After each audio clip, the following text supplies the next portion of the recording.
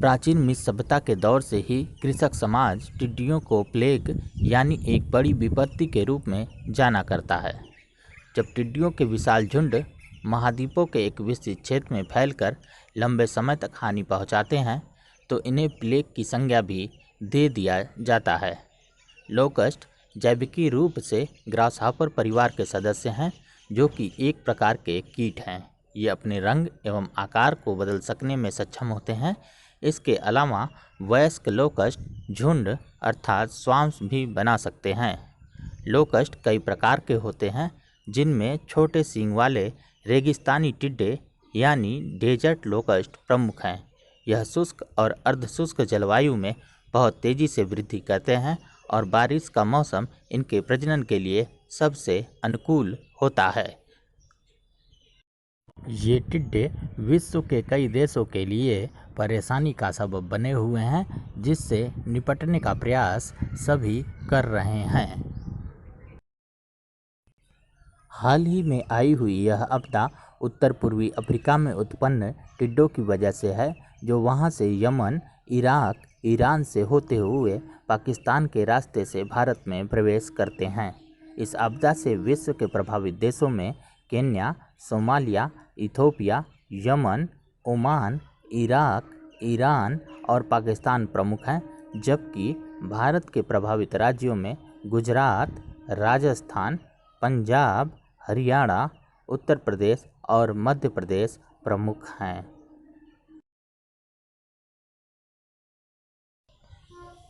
टिड्डियों के बढ़ते हमलों का कारण जलवायु परिवर्तन को माना जा रहा है।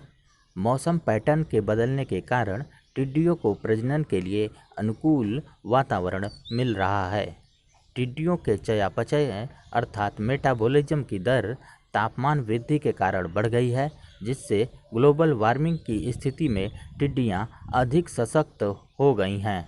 जलवायु परिवर्तन के कारण हिंद महासागर में चक्रवात अधिक आ रहे हैं और चक्रवाती हवाओं में टिड्डियों को प्रजनन की उपयुक्त दशाएं मिलती हैं। कोरोना लॉकडाउन के दौरान कई देशों में टिड्डी दलों को मारने हेतु कीटनाशक का छिड़काव भी बाधित हुआ है, जिससे टिड्डियों की संख्या में वृद्धि हुई है। ये एक दिन में 150 से 200 किलोमीटर तक उड़ सकते हैं और काफ़ी विस्तृत क्षेत्रों को हानि पहुंचा सकते हैं। खाद्य एवं कृषि संगठन के अनुसार एक औसत टिड्डी दल 2500 लोगों का पेट भरने लायक अनाज खा सकता है। रेगिस्तानी टिड्डे विश्व भर में 10 में से 1 व्यक्ति के जीवन को प्रभावित करते हैं। इसी कारण इन्हें दुनिया के सबसे खतरनाक कीट की श्रेणी में रखा जाता है। इनकी वजह से कृषि उत्पादन में कमी आ सकती है, जिसके कारण पहले से बाढ़ और सूखे से जूझ रहे एक बड़े भौगोलिक क्षेत्र में खाद्य संकट पैदा हो सकता है, विशेष रूप से अफ्रीकी और एशियाई देशों में।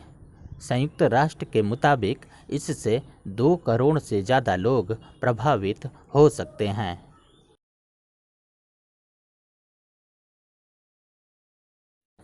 भारत में टिड्डी दल से खेतों में खड़ी फसलों को भारी नुकसान हो रहा है।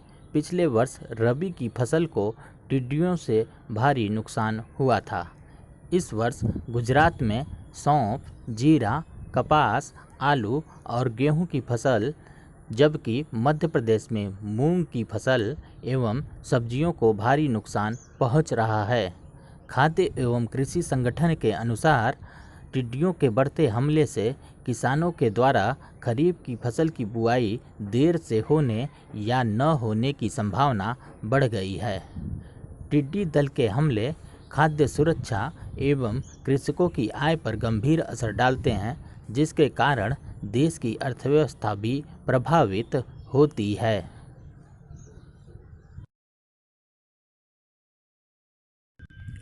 इस समस्या के समाधान के लिए पर्यावरण अनुकूल उपायों की तलाश की जा रही है, जिनमें जैविक कीटनाशक प्रमुख हैं, लेकिन सामान्य तौर से इनका सामना करने के लिए रासायनिक कीटनाशकों का छिड़काव किया जाता है।